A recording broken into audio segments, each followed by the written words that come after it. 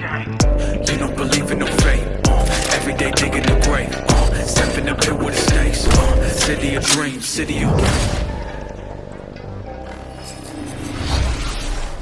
Hello and welcome to this, the very first episode of Night City Wire, a brand new series from us at CD PROJEKT RED where we'll be talking about all things Cyberpunk 2077. For today's episode, we'll be starting with a brand new trailer. One of our developers will be joining us to help unpack everything you're going to see. We'll have some news, an announcement about a secret collaboration. We'll be taking a look at some Braindance gameplay and welcoming back our developers just to have a chat about everything you're going to see. But there is one more thing. Media all over the world have been getting hands-on with Cyberpunk 2077, and when this episode finishes, you'll be able to go and check out exactly what they thought. So, let's get started. It is time to take a look at our brand new trailer, and after that, our lead quest designer Paweł Sasko will be joining us because I've got a feeling you're going to have a few questions after watching this. So, let's take a look.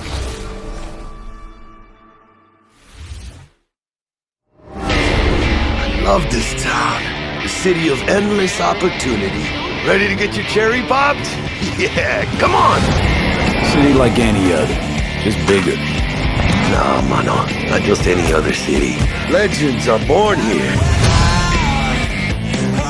The Major Leagues. We're only here because Dex is pulling the strings. Doubt that puts us in the same league as them. But we are. They just don't know it yet.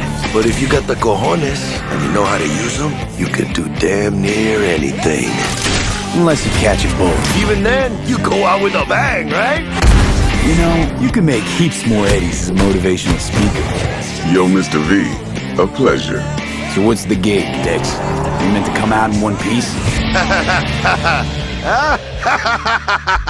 How about we go over the plan? There's this prototype tech, a biochip to be precise. Jobs could grab it. Guessing it belongs to a corp. Arasaka. We're robbing some heavy hitters. Thought you could blackmail me, fucker? High risk, high reward. First rule of the afterlife. Ka-ching, baby. Goes without saying, we do this on the hush. Ideally, no bodies, not a one. Sounds simple enough. He's lead, assholes! Is it gonna be dangerous? Don't you worry, mi amor. We're bulletproof. Get your ass moving now! What the fuck just happened in there? Can't stop digging Night City. Fucking Major Leagues. Happy now, Jackie? Yep, that's fucking high! Time to bail! Oh my god, we're so fucked.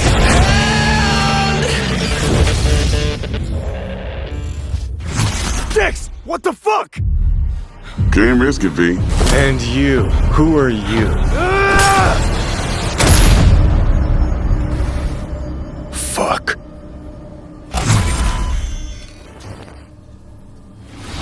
So the trailer contains footage from the game's prologue only, but there was an awful lot in it. So Paweł, why don't you try and help us unpack everything that we just saw?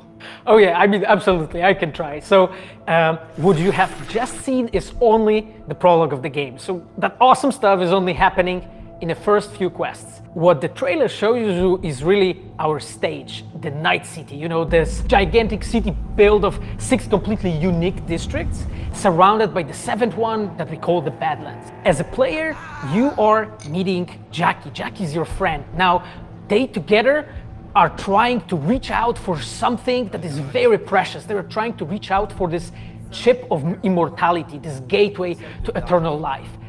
Jackie introduces you to Fixer Dexter Deshawn. He's a very important person in the social ladder of Cyberpunk. He is able to provide the player with various jobs and contracts to be able to gather money, to be able to modify their bodies, push themselves to the limits, to put their hands on the chip. But as you can expect, not everything goes as planned, and but to see it, you will have to play the game. There are an awful lot of really cool things in this trailer, and there's a few that I would just love to talk about a little bit more for the people at home. So let's start with talking about a gang called the Mox. Now, we see a few flashes of them in this trailer. I personally think they're really cool and one of my favorites, but can you give us a little bit more information about them? Oh yes, so the Mox is one of the gangs that player is going to interact with throughout the game. The Mox is the gang that has been formed in 2076 after death of Elizabeth Borden. She was called Lizzie. Now, she was an owner of a brothel, and former sex worker, and she was protecting working guys and girls from harassment, from abuse, and the gang is really continuing her mission. And as a player, you are going to interact with that gang, meet multiple different NPCs, and craft your own relationship with them, and understand what they are all about. So earlier on, you did mention a 7th district, a place called the Badlands. Now, we saw a few shots of this in the trailer, but I'd love for you to give us a bit more detail about the district outside of the city walls. Okay, so the Badlands is this like dead, dried out space going around the whole Night City. And as a player, you'll be able to traverse that space in your car or motorcycle. This is a space that is inhabited by the nomads. Nomads are living in different families, and they are traveling across that space in convoys made out of the cars and motorcycles. And as a player, you'll be able to traverse and access different type of open world content that has been prepared specifically for you to get that awesome feel of the Badlands as an area. In the trailer, we also saw like a completely metal creature. Now, he didn't look like he was from the Maelstrom gang. This looked like something else. So please tell the people at home, who is this giant metal monster? Okay, so that big dude, that was Adam Smasher. He has been introduced in pen and paper in Cyberpunk 2020 by our senpai Mike Pondsmith. Adam Smasher is a fully converted cyborg. He was always a loyalist of Arasaka. And time has changed, and in 2077 he had to find his own space in Night City. But to find out, you'll have to play the game. In this trailer, we do see some flashes of a Ripper Doc called Victor Vector. I think if people have watched our previous gameplays, they might remember him. But I'd really like for you to give the people at home some more information about what Ripper Docs are and how they'll be interacting with them when they play Cyberpunk. So Ripper Docs in our game, they are surgeons. They are like a specific type of a job in the social ladder of Cyberpunk. They are accustomed and specialized in replacing limbs to the metal ones. They can basically update your body, enhance your body, change you into this walking war machine. And as a player, you are going to meet different kinds of Ripper Docs in the game, craft your own relationship with them. Some of them are like important characters for a story. Through that, you will invest eddies that you're gathering to turn your body into this tool that allows you to survive on the streets of Night City. Paweł, thank you so much for joining us. I know you'll be back later in the episode because you're going to be helping us to analyze the Braindance gameplay. But before that, we do have some news to share. Earlier in the year, we announced that if you pick up Cyberpunk 2077 on Xbox One, you'll be able to play it on Xbox Series X when the console launches. And just in case you missed it, it will be the same for PlayStation players as well. If you pick up Cyberpunk 2077 on PlayStation 4, you'll also be able to play it on PlayStation 5 when the console launches. And that's not all. There will be a free upgrade for Xbox Series X and PlayStation 5, but we'll have more details on that soon. To Night City. Before we reveal our first look at the Braindance gameplay and welcome back our developers for a chat, there is just one more thing we want to announce, something that we've been working on in secret for a while. We are very excited to announce our partnership with Studio Trigger and Netflix to bring you Cyberpunk Edgerunners, a standalone anime set in the Cyberpunk universe, which we've been working on for some time now. Edgerunners is due to launch in 2022, but for some more information, let's go to the team in Tokyo.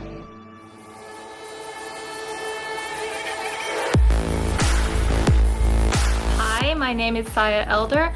I am the Japan-based producer for Cyberpunk Edgerunners. What I do basically on this project is that I am a fixer, to put it in the words of the Cyberpunk universe. We are a game company. We are a bunch of nerds, and wherever there are nerds, there's going to be anime fans.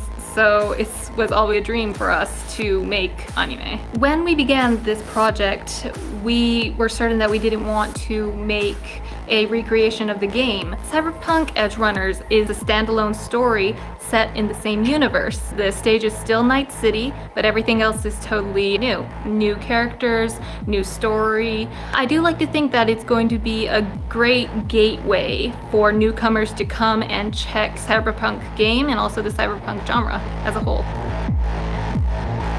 Right now we're in Nakano, which is one of the biggest anime meccas of the world.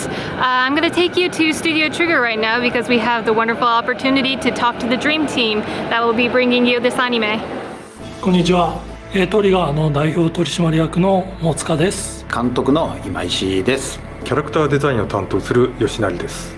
ゲームのサイバーパンクのファンの方、今回初めて触れる方両方に満足していただけるようにアニメを作るつもりです。よろしくお願いします。今回はそのサイバーパンクという僕らが10代の一ファンにしか過ぎなかった頃に生まれたジャンル、そういうジャンルのものをまた、時代が南進をして作れるというのが非常に楽しみです。トリガーも10年ということで、監督に今石、キャラクターデザインに吉成というトリガーの最強の布陣で、トリガー10周年にふさわしい作品にしていきたいと思います。お楽しみに。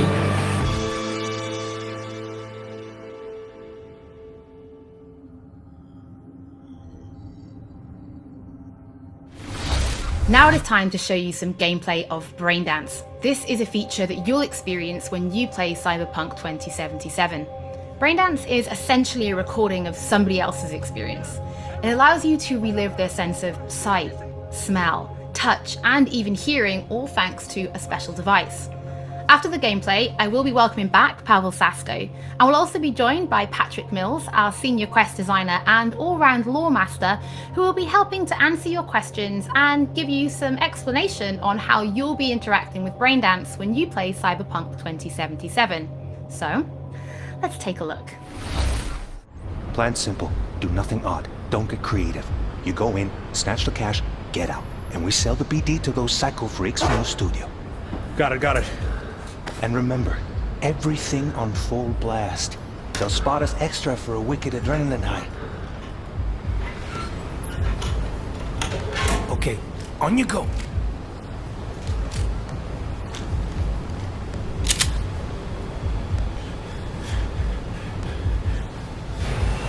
Down! Everybody! On the ground! I want to see you kissing the flooring! Money! Now! Or I will fucking drop you! I swear to God! Well, yeah, hey... now! Before I blow your fucking head off!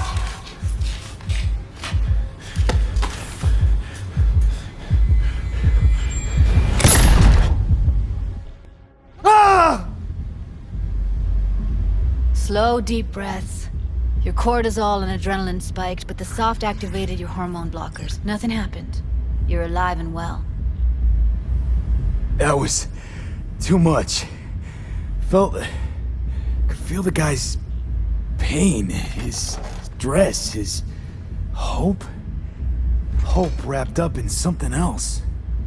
Probably took a booster just before. You'll be fine. Got everything set up? Let's switch over to editing mode.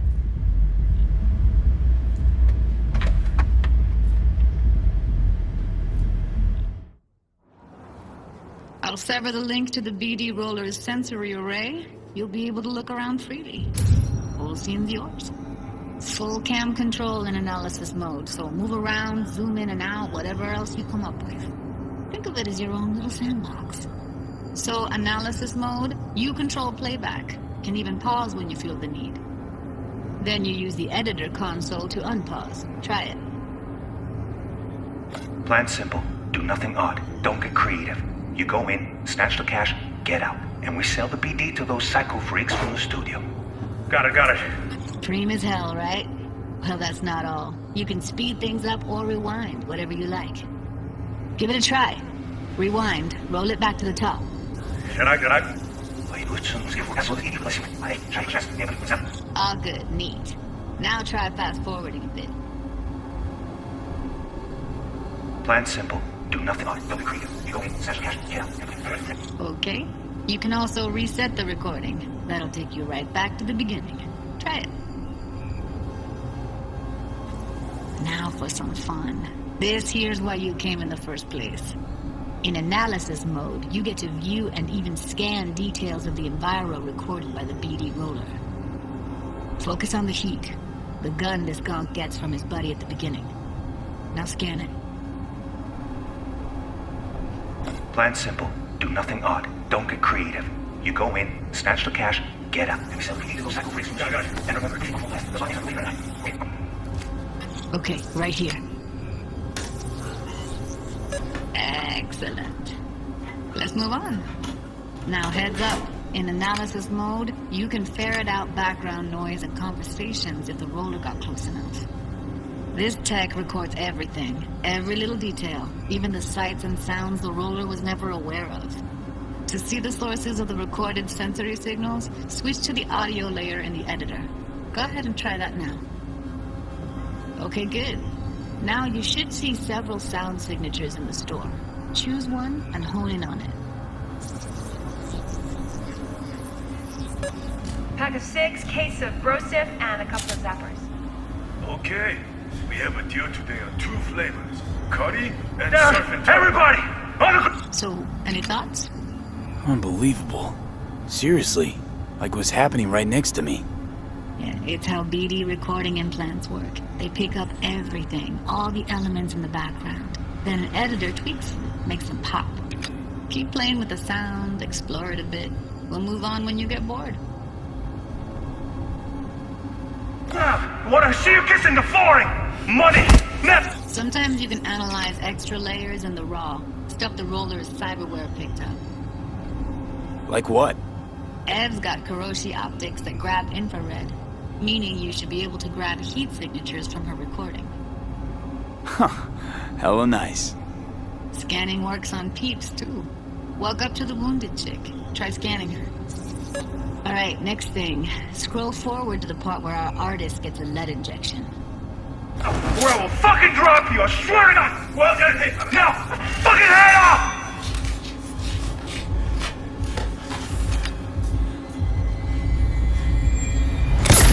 See that? They shot him and he never saw it coming.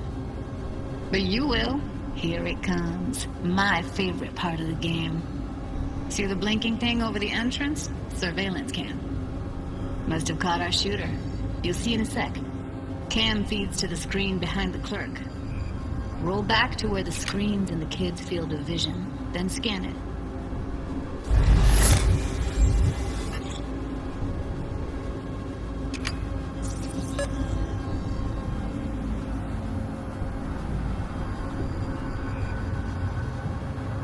His own Chumba shot him. Probably planned to all along. Must have got a nice slice of cred on the black market for a BD like this. BD freaks are ready to pay a preem for a real flatline. Anyway, if you've seen enough, you can exit.